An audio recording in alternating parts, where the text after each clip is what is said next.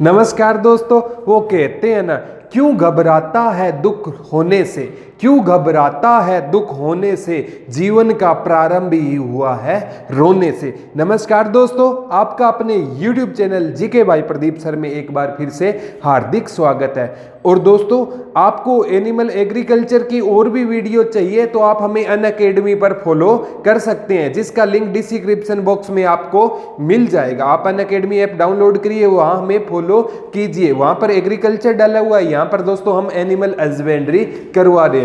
और दोस्तों, आज एनिमल हस्बेंड्री के वो मैं मोस्ट इंपॉर्टेंट क्वेश्चन आपके सामने लेकर आया हूं दोस्तों, जो विगत एग्जामों में आज तक पूछे गए हैं। तो दोस्तों, बिना टाइम जाया करते एनिमल हस्बेंड्री स्टार्ट करते हैं। सबसे पहले बात आती है दोस्तों सघन पशु विकास कार्यक्रम। ये पेपर में आया हुआ है दोस्तों, सघन पशु विकास कार्यक्रम किस पंचवर्षीय योजना का हिस्सा था। दोस्तों, ये क्वेश्चन आपको रट लेना है। सघन पशु विकास कार्यक्रम ये तीसरी पंचवर्षीय योजना का हिस्सा था। कौन सी पंचवर्षीय योजना का दोस्तों?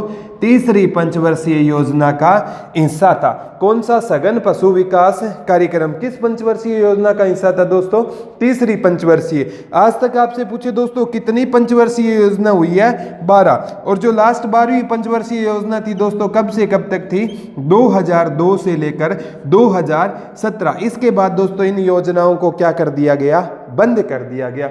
तो सघन पशु विकास कार्यक्रम किस पंचवर्षीय योजना का हिस्सा था दोस्तों?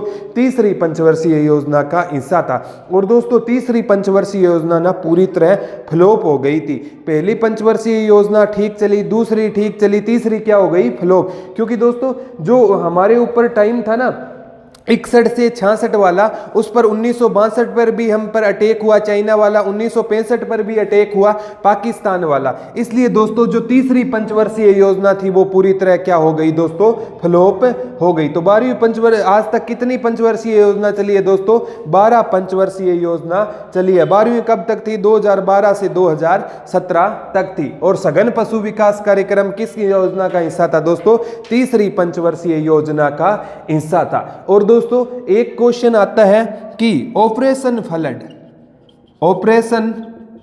फ्लड किस से संबंधित है? तो दोस्तों, ऑपरेशन फ्लड ना दुग्ध उत्पादन से संबंधित है। दुग्ध उत्पादन दोस्तों बहुत इंपॉर्टेंट है। ऑपरेशन फ्लड का संबंध किस उत्पादन से है? दुग्ध उत्पादन से। किसका संबंध है दोस्तों? ऑपरेशन फ्लड का संबंध है। और दोस्तों, एक क्वेश्चन ये आता है, ऑपरेशन फ्लड का जन्मदाता माना जाता है वर्गीज कुरियन को। बहुत इंपॉर्टेंट है दोस्तों, ऑपरेशन फ्लड का जन्मदाता किसे माना जाता है? दुग्ध क्रांति का वर्गीज कुरियन जी को इसका क्या माना जाता है दोस्तों? जनक माना जाता है। अब बात आता है दोस्तों, एक हमारे यहाँ भारत में कौन सी क्रांति आई थी दोस्तों? हरित क्रांति आई थी। कौन सी क्रांति आई थी? ये भी क्वेश्चन एग्रीकल्चर में पूछा गया था। 1967-68 के दौर में दोस्तों कौन सी क्रांति आई थी? हरित क्रांति आई थी। और हरित क्रांति दोस्तों पैदावार, फसलों की पैदावार को बढ़ाने के लिए आई थी। ये दोस्तों चावल की पैदावार को बढ़ाने के लिए भी आई थी, लेकिन दोस्तों इसका सबसे ज्यादा असर किस पर देखा गया था? गेहूं पर देखा गया था। ये क्वेश्चन आ चुका है दोस्तों, हरित क्रांति का सबसे ज्यादा असर किस फसल पर देखा गया था दोस्तों? गेहूं पर देखा गया था। अब दोस्तों, यहां से आगे वन लाइनर क्वेश्चन की ओर से चलते हैं कि एक बार क्वेश्चन आया था, सबसे ज्यादा बसा किस भैंस की प्रजाति में पाई जाती है? सबसे ज्यादा बसा बोलते हैं दोस्तों फैट को। बसा सबसे ज्यादा किस प्रजाति की भैंस में पाई जाती है दोस्तों? भदावरी। मैंने आपको बताया था दोस्तों, भदावरी हो गया, मूरा हो गया, जाफराबादी हो गया, महसाना हो गया, तराई हो गया। तो ये किसकी प्रजाति थी दोस्तों? भैंस की प्रजाति थी। और सबसे ज्यादा फैट किस भैंस के दूध में पाई जाती है? बसा सबसे ज्यादा दोस्तों भदावरी भैंस के दूध में पाई जाती है। एक बार आया था दोस्तों, विश्व में भैंस में प्रथम स्थान किसका है? विश्व में भैंस सबसे ज्यादा कहाँ है दोस्तों? भारत में। और एक बार क्वेश्चन आया था, विश्व को सबसे ज्यादा दूध किस जानवर से मिलता है? दोस्तों, विश्व को सबसे ज्यादा दूध की प्राप्ति किससे होती है दोस्तों? भैंस से होती है। एक बार आया था दोस्तों, एक संतुलित आहार के लिए प्रतिदिन, संतुलित आहार के लिए व्यक्ति को प्रतिदिन कितना ग्राम दूध पीना चाहिए? 226 ग्राम। दोस्तों अगर 226 ग्राम से अगर आप कम दूध पीते हो ना तो दोस्तों आपका आहार संतुलित नहीं है। एक बहुत बड़ी रिपोर्ट के अनुसार संतुलित आहार के लिए लगभग हमें एक पाइया पाव बोल सकते हो दोस्तों, लगभग एक पाव हमें क्या पीना चाहिए, लगभग दूध पीना चाहिए, लगभग 226 ग्राम एग्रीगेट दूध। इससे अगर कम पी रहे हो तो दोस्तों आपका आहार संतुलित नहीं है। हमारे यहाँ क्या होता है दोस्तों, कोई तो व्यक्ति 1 किलो 2 किलो दूध पीता है और किसी के पास 100 ग्राम भी दूध नहीं है। तो संतुलित आहार के लिए कम से कम कितना दूध होना चाहिए, 226 ग्राम। एक बार आया था दोस्तों कि कौन से प्रजाति की भेड़ की ऊन विश्व में प्रसिद्ध है। विश्व प्रसिद्ध एक भेड़ पूछ ली थी दोस्तों, तो वो भेड़ रहेगी मेरिनो। बहुत इंपॉर्टेंट है दोस्तों, मेरिनो भेड़ की प्रजाति पूरे विश्व में ऊन के लिए मशहूर है। बहुत इंपॉर्टेंट है दोस्तों, पूरे विश्व में ऊन के लिए कौन सी प्रजाति की भेड़, मेरिनो प्रजाति की भेड़ की जो ऊन होती है दोस्तों पूरे विश्व में प्रसिद्ध है। अगर दोस्तों इसी स्थान पर आपसे बकरी पूछ लेना, कौन सी बकरी की ऊन पूरे विश्व में प्रसिद्ध है, पश्मीना बकरी की ऊन पूरे विश्व में प्रसिद्ध है। और दोस्तों जो पश्मीना बकरी है ना वो कहाँ पर पाई जाती है, जम्मू कश्मीर में पाई जाती है। पश्मीना बकरी कहाँ पर पाई जाती है दोस्तों, जम्मू कश्मीर। आपको दोस्तों हमें कमेंट बॉक्स में बताना होगा कि बकरी भारत में सबसे ज़्यादा कहाँ पर पाई जाती है। आपको हमें बताना होगा बकरी भारत में सबसे ज़्यादा कहाँ पर पाई जाती है। एक बार आया था दोस्तों अंगोरा ऊन, अंगोरा नामक ऊन हमें किस से प्राप्त होती है दोस्तों, अंगोरा नामक ऊन हमें खरगोश से प्राप्त होती है। दोस्तों ये कितना अजीब है, हमने सुना भी नहीं होगा, लेकिन अंगोरा नामक ऊन है दोस्तों हमें किस से प्राप्त होती है, खरगोश से प्राप्त होती है। कौन सी ऊन प्राप्त होती है दोस्तों, अंगोरा नामक। एक बार क्वेश्चन आया था दोस्तों कि विश्व में रेशम का प्रचलन सबसे पहले कहां पर हुआ। बहुत इंपॉर्टेंट है क्वेश्चन दोस्तों, विश्व में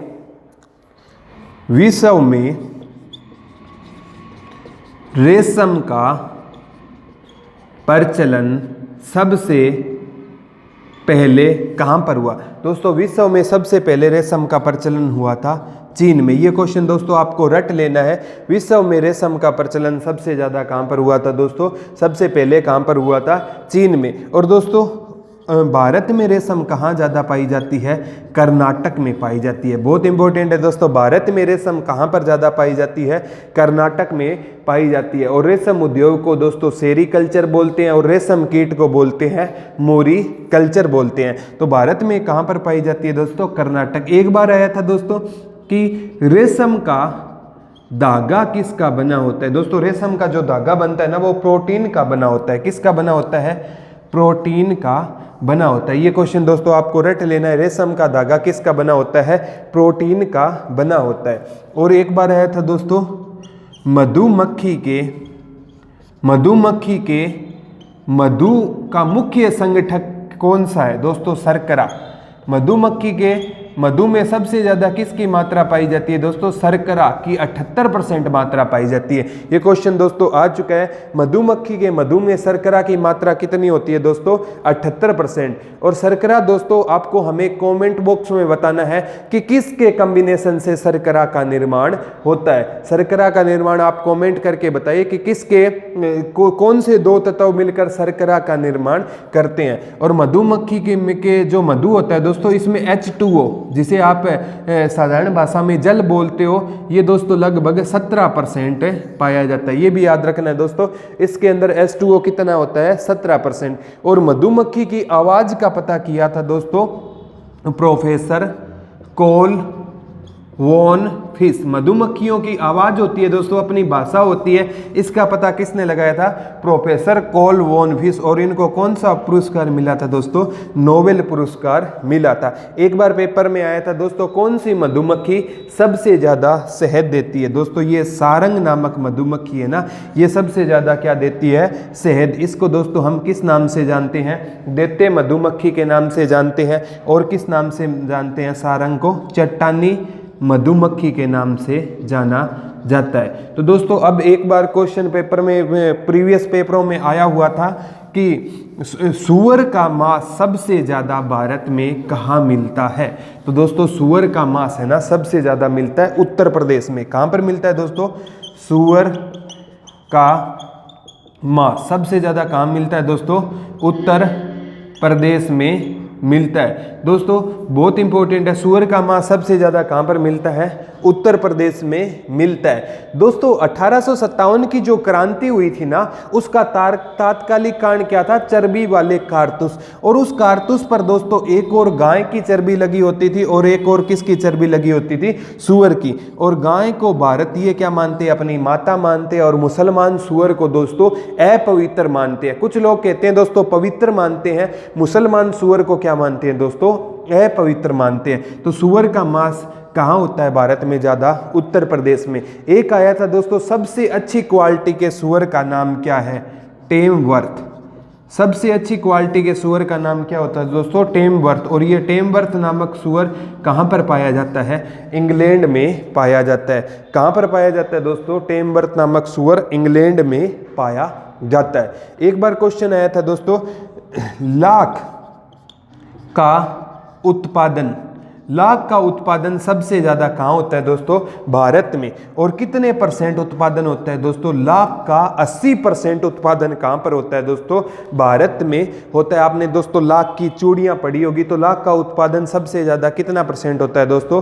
80% होता है। अब एक बार दोस्तों कुछ क्वेश्चन हम पढ़ेंगे दूध से संबंधित क्वेश्चन भी दोस्तों पेपरों में आते हैं। अब आपको कमेंट बॉक्स में बताना होगा दोस्तों विश्व में सबसे ज़्यादा भैंस कहाँ पर पाई जाती है।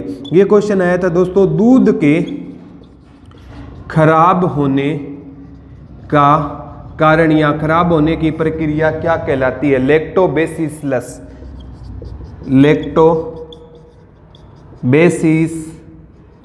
दूध के खराब होने की प्रक्रिया क्या कहलाती है दोस्तों? लैक्टोबैसिलस प्रक्रिया कहलाती है। एक बार आया था दोस्तों, दूध में पीलापन या घी में पीलापन किसके कारण आता है? दूध में पीलापन या घी में पीलापन किसके कारण आता है दोस्तों? केरोटीन के कारण आता है। किसके कारण आता है? बहुत इंपॉर्टेंट है। दूध में पीलापन या घी में पीलापन किसके कारण आता है दोस्तों? केरोटीन के कारण आता है। और दूध में अगर पूछ ले दोस्तों सफेद रंग किसके कारण आता है? केसिन के कारण। दूध का रंग सफेद किस कारण होता है दोस्तों? केसिन के कारण इसका रंग क्या होता है दोस्तों? सफेद होता है। और एक बार आया था दोस्तों, दूध का मीठापन किसके कारण होता है? दूध में मीठापन ये लैक्टोज के कारण। किसके कारण आता है दोस्तों? दूध में मीठापन लैक्टोज के। ये दोस्तों दूध से संबंधित क्वेश्चन आपसे पूछे जाएंगे। दूध जो खराब होने की प्रक्रिया क्या कहलाएगी दोस्तों? लैक्टोबैसिलस। ये प्रक्रिया दूध के खराब होने की है। और दूध का पीलापन या घी का पीलापन किसके कारण आता है दोस्तों? केरोटीन के कारण आता है। और दूध का मीठापन किसके कारण आता है दोस्तों? लैक्टोज के कारण आता है। और दूध का सफेद रंग किसके कारण होता है दोस्तों? केसिन के कारण होता है। एक बार आया था दोस्तों, कृत्रिम गर्भधान सबसे पहले कब हुआ? कृत्रिम गर्भधान दोस्तों ये बहुत इंपॉर्टेंट है। कृत्रिम गर्भधान पशुओं में दोस्तों कृत्रिम गर्भधान का मतलब क्या होता है कि कोई कृत्रिम तरीके से, किसी अन्य तरीके से भैंस को, जो भैंसें प्रेग्नेंट होती है ना, उनको क्या बोला जाता है दोस्तों? कृत्रिम गर्भधान बोला जाता है। जैसे दोस्तों कृत्रिम गर्भधान सबसे पहले कब हुआ था? 1942 में। एक पेपर में आया था दोस्तों, कृत्रिम गर्भधान सबसे पहले कहां पर हुआ था? इज्जत नगर। और दोस्तों आपका इज्जत नगर कहां पर रहेगा? उत्तर प्रदेश में। यहां पर दोस्तों क्या हुआ था? सबसे पहले कृत्रिम गर्भधान हुआ था। तो दोस्तों ये ना आप वन लाइनर क्वेश्चन है दोस्तों, ये वो वन लाइनर क्वेश्चन है जो हर बार दोस्तों क्या होते हैं? रिपीट। जैसे हमने पढ़ा था सघन पशु विकास कार्यक्रम किस पंचवर्षीय योजना का हिस्सा था दोस्तों? तीसरी पंचवर्षीय योजना का हिस्सा था। ऑपरेशन फ्लड के जन्मदाता कौन थे दोस्तों? वर्गीज कुरियन। और हरित क्रांति आई थी दोस्तों, स्वामीनाथन जी बहुत बड़ा नाम हुए हैं हरित क्रांति में। 1967-68 में आई थी दोस्तों, जिस टाइम भारत मंदी के दौर से गुजर रहा था, क्योंकि तीसरी पंचवर्षीय योजना दोस्तों क्या हो चुकी थी? फेल हो चुकी थी युद्ध के कारण। इसलिए दोस्तों हरित क्रांति। और एक बार पेपर में आया था दोस्तों, हरित क्रांति का प्रभाव सबसे ज्यादा तो गेहूं पर पड़ा था, लेकिन हमने गेहूं कहां से लाई थी? मैक्सिको से। हरित क्रांति के दौरान हमने दोस्तों गेहूं कहाँ से लाया गया था? हरित क्रांति के दौरान दोस्तों गेहूं मेक्सिको से लाया गया था। आपको ने पढ़ा होगा सबसे ज़्यादा वसा की मात्रा किस भैंस में पाई जाती है दोस्तों? बदावरी भैंस में फैट सबसे ज़्यादा होती है। अंगोरा नामक ऊन खरगोश से पाई जाती है दोस्तों। और भेड़ की विश्व ऊन की प्रसादिक जो प्रजाति है वो कौन सी रहेगी? मेरिनो। बकरी की पूछ ले तो दोस्तों पश्मीना। आपको बताना है कि पश्मीना बकरी कहाँ पर पाई जाती है। रेशम का प्रचलन सबसे पहले दोस्तों कहाँ पर हुआ? चीन। भारत में रेशम कहाँ ज़्यादा होता है? कर्नाटक में। रेशम के कल्चर को क्या बोलते हैं दोस्तों? सेरीकल्चर। रेशम के कीट को क्या बोला जाता है? मोरी कल्चर। और सुअर के मांस सबसे ज़्यादा कहाँ होता है दोस्तों? उत्तर प्रदेश। सबसे अच्छी क्वालिटी के सुअर का नाम क्या था? टेम्बर। टेम्बर सुअर कहाँ पर पाया जाता है दोस्तों? इंग्लैंड में पाया जाता है। दूध से संबंधित पढ़े थे। पीला रंग केरोटीन के कारण होता है। सफेद रंग केसीन के कारण होता है। खराब होने की क्रिया लैक्टोबेसिलस क्रिया कहलाती है। और दोस्तों लैक्टोज के कारण दूध में क्या आता है? मीठापन आता है। कृत्रिम गर्भधान सबसे पहले कब हुआ था? 1942 में इज्जतनगर यूपी में हुआ था। भैंसें सबसे ज़्यादा आपको बताना है दोस्तों कमेंट बॉक्स में कहाँ पाई जाती है। दोस्तों इस हिसाब से ये वो क्वेश्चन है हमने बहुत सी बुकों में से चेक किए हैं जो ये बार बार किसी एग्जाम में पशुओं से संबंधित क्वेश्चन आए हैं दोस्तों, वो आपके सामने हम लेकर आए हैं। उम्मीद है दोस्तों आपको हमारा लेक्चर बेहद पसंद आया होगा। अगर लेक्चर पसंद आई तो ज़्यादा से ज़्यादा दोस्तों लाइक करना, शेयर करना, चैनल को सब्सक्राइब करना मत भूलना। जय हिंद दोस्तों, जय भारत।